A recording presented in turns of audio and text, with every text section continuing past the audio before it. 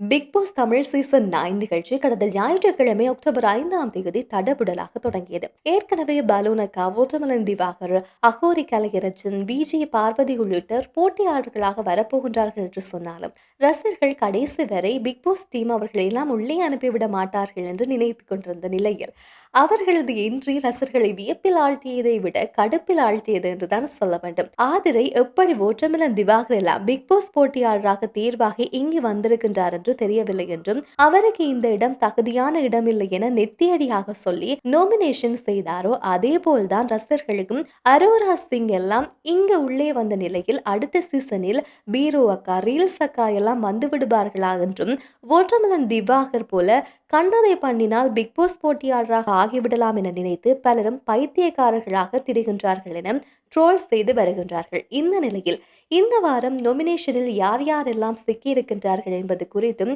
முதல் வாரத்திலேயே big pass வீட்டில் இருந்து மூட்டை முடிச்சுக்களை எடுத்துக்கொண்டு எதுக்கு வந்தோம், ஏன் வந்தோம் என ஓடப்போகும் நபர் யார் என்பது குறித்து இங்கே அலசுவோம் வாங்க. முதல் நாளில் இருந்தே சண்டை போட வேண்டும் என இந்த முறை இன்ஃபுளுசர்கள் எல்லாம் அலப்பறை கிளப்பி வாரார்கள். ஆனால் இதெல்லாம் எத்தனை நாளைக்கு நீடிக்கும் என்பதுதான் பெரிய டவுட்டாகவே இருக்கின்றது.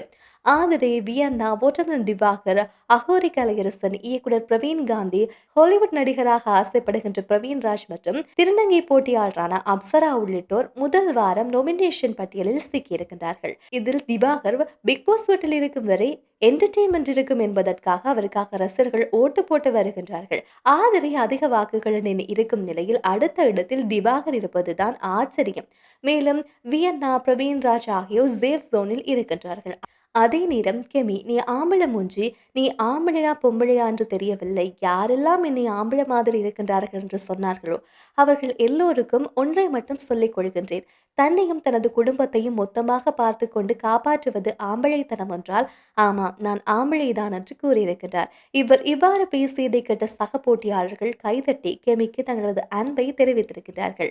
இந்த நிலையில் திவாகர் யாரும் எதிர்பார்க்காத வகையில் பிக் பாஸ் நிகழ்ச்சியின் 9வது சீசனில் அவர் போட்டியாளராக கலந்து கொண்டிருக்கிறார். முதல் போட்டியாளராக வந்த இவரிடம் விஜய் சேதுபதி மற்ற மேடைகளை போன்று இதை பார்க்க வேண்டாம் என பக்குவமாக கூறினார். அதையெல்லாம் நல்ல குழந்தை போல கேட்டுவிட்டு உங்கள் முன்னால் ஒரு சீன் நடித்து காண்பிக்கலாமா என கேட்டார். காண்டான சேதுபதி அதை வெளியில் காண்பிக்காமல் இப்பத்தானே சொன்னேன் என்று கூறி உள்ளே அனுப்பி வைத்தார். வீட்டுக்குள் சென்று பிரவீன் காந்தியிடம் தன்னை பற்றி தற்பெருமை பேசிக் கொண்டிருந்தார் திவாகர். அவரோ குட் குட் என்று சொல்லியபடி நகர்ந்து விட்டார். பிறகு குரட்டை விட்ட விவகாரத்தில் பிரவீனுடன் மோதல் ஏற்பட்டது.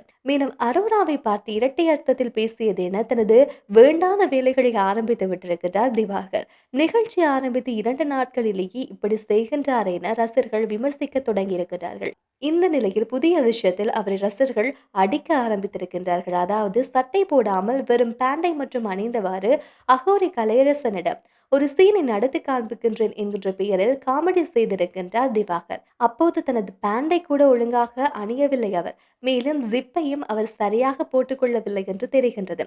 இதனை பார்த்த ரசிகர்கள் பெண்கள் இருக்கும் வீட்டில் இப்படியா திரிவது, இவரை ஏன் பிக் பாஸ் வீட்டுக்குள் அழைத்து வந்தீர்கள் என கூறி கழுவு கழுவு என்று கழுவி ஊற்றி வருகின்றார்கள்.